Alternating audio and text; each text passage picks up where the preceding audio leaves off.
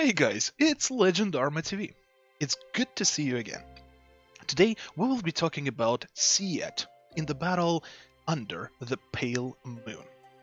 A very sexy and a very deadly assassin in a new Season 4 raid battle. We're gonna go through the requirements as usual. I'll show you the gameplay, I'll show you all the tricky stuff that Siete does, and hopefully, by the end of that video, you will be fully prepared and ready to receive your...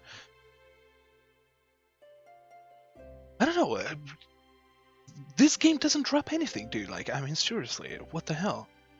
Alright, let's go. Alright, let's start with the requirements.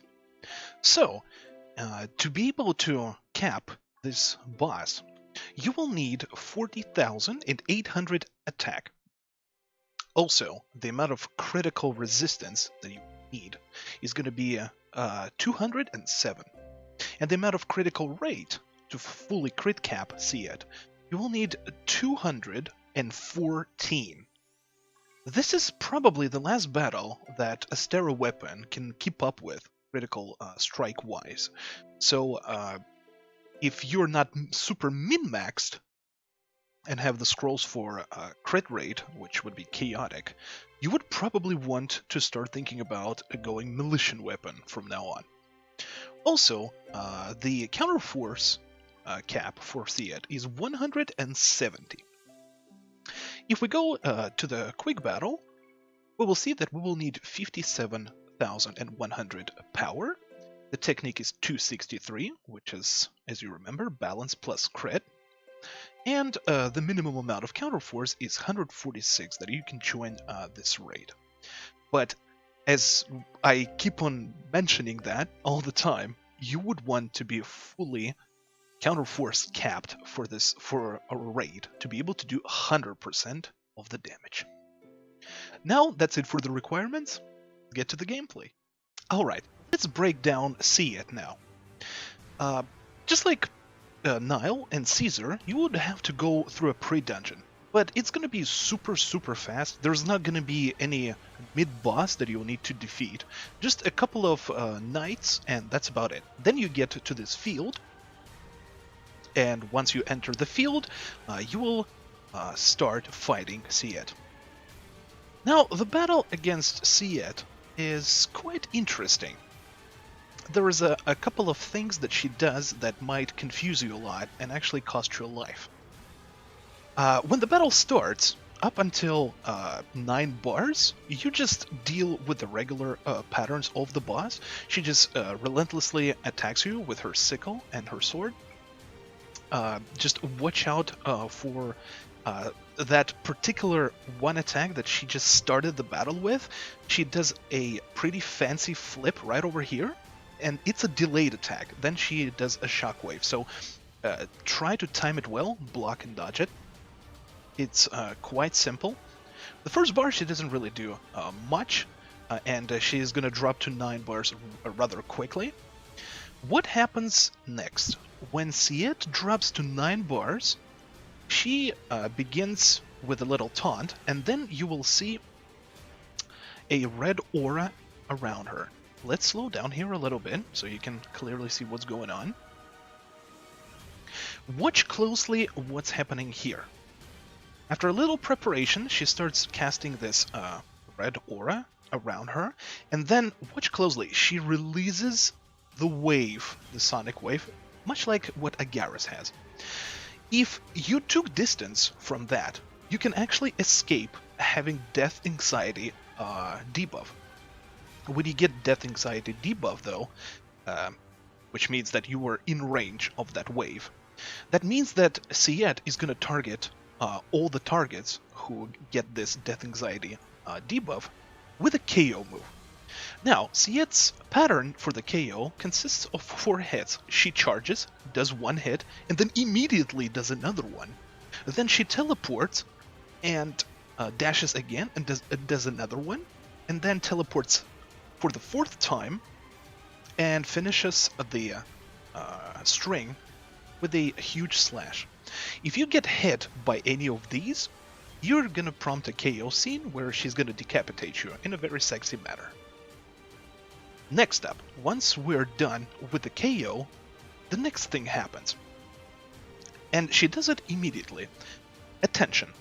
If you allow her, after the KO, if you allow Siete to start her next pattern, you will see her doing some move, right?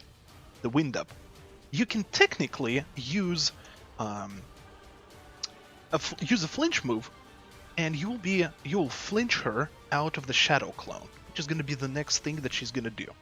Now, if you didn't do that, Siete cloaks and replaces herself with a shadow clone. Then she reappears and starts attacking right over here. When the clone, when she creates the clone, she will slam the ground and have the red AoE around her. That is an unblockable. It does 10,000 damage flat, so you would want to take a little bit distance from her, from the clone. What happens next? Why would you want to focus the clone? There are two reasons to do that. First of all, if you don't defeat the clone will explode with a massive red shockwave that deals a lot of damage. And also, the clone, as long as she's on the battle, she keeps on slamming into the ground, casting these blood pools underneath players. If you get caught by these pools, you can block them, you can dodge them, but if you get caught by them, you're going to receive damage, and you're going to receive Dazed debuff. What's so bad about Dazed debuff? Dazed debuff increases the amount of stamina that you consume by any movement by a large amount. So any movement, dashing, attacking, blocking, anything, will cost an enormous amount of stamina, and you will run out of it very quickly. If you ever fought Bridget, this is pretty much the same thing. Whenever she does her flaming sword attack and you get flamed, the heat of the forge, Dazed is pretty much the same debuff from Bridget. So you would want to deal with the clone, escape the blood pools to not get dazed, and once you defeat the clone, you can continue fighting Siete and deplete her health further. Now, Siete casts her shadow clones quite often, so make sure that you pay attention to that particular pattern, and once she deploys the clone, Shadow starts DPSing it right away. Right over here in the preview, I'm just basically running around, waiting for her to explode. This is what happens when you don't kill her. I'm doing the solo practice mode, so it didn't really damage me much, but trust me, in party play, it does an enormous amount of damage. Continue fighting Siete until you deplete her health to 4 bars. And a very important note here, if you depleted her toughness bar before 4 bars, I highly recommend to use a hold move. Why? Because when Siete drops to 4 bars and goes into the last phase, she will replenish the toughness bar back to 100%. So you would probably want to use at least one hold move before that. Also, let's have a look at one of the patterns that Siete does over here. She starts spinning her sickle right over here.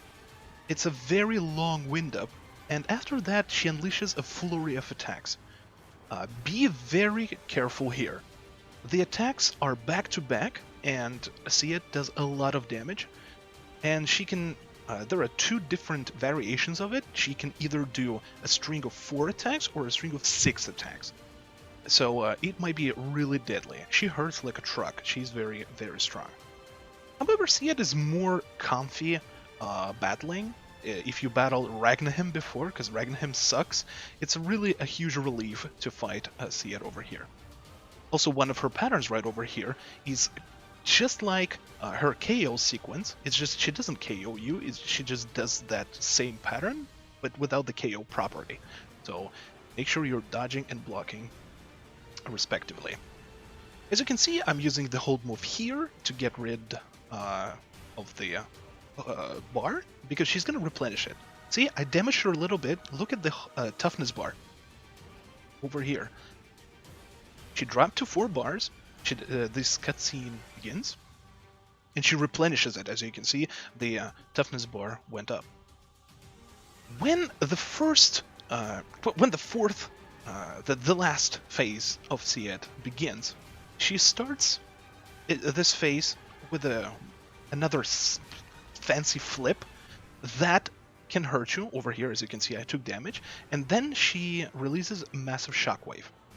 So be ready for that. And the last thing that is super important, and I'm gonna give credit to Nexon. This was made really well. When Siete does her flip after that, she casts another clone. She cloaks yet again and replaces herself with a shadow. But this is really interesting right here. She also uses the sonic wave for death anxiety. So you're looking at the clone, right? You're waiting for her to finish that red attack, and Siete, the real one, is already attacking you with the KO move. This got me and a lot of people distracted, the clone, and a lot of people keep on dying to that KO because you just focus on the clone, but Siete is already attacking you with a KO. This particular part is really, I don't know, this is really PogChamp. I really love it. After you successfully blocked and escaped the KO sequence, keep on DPSing her and the clone. I would highly recommend to stack them both together so you can damage them both. However, this also has a disadvantage right there because she's gonna start spamming a lot of blood pools. So watch out for it. After that, continue DPSing her. At some point in the last phase, Siete is gonna do another red vortex around her. I think she gains either an attack speed or damage buff. Right over here, she's like, ugh, I'm tired. And then she does the red attack. Watch out for it. And she starts flashing red, so I'm not quite sure what it gives her, but, you know, be careful. Be careful, because she's quite deadly, and try not to stare at her butt too much, because I do. Continue fighting her, depleting her health. She's gonna cast, depending on how long the battle goes, she will cast a couple more shadow clones, deal with them, continue killing her, and once she's defeated, I wish you good luck to get some rewards from this raid. This raid is really awesome. Like, it's really a breath of fresh air after Ragnarhem, for sure. Let's get to the rewards now. What does Siete drops? Okay, let's talk about the drops now. Siete, just like other Season 4 bosses, drops Militian Weapon Essence, the regular Militian Essence for the left hand, for the books, for the shields, for the focus.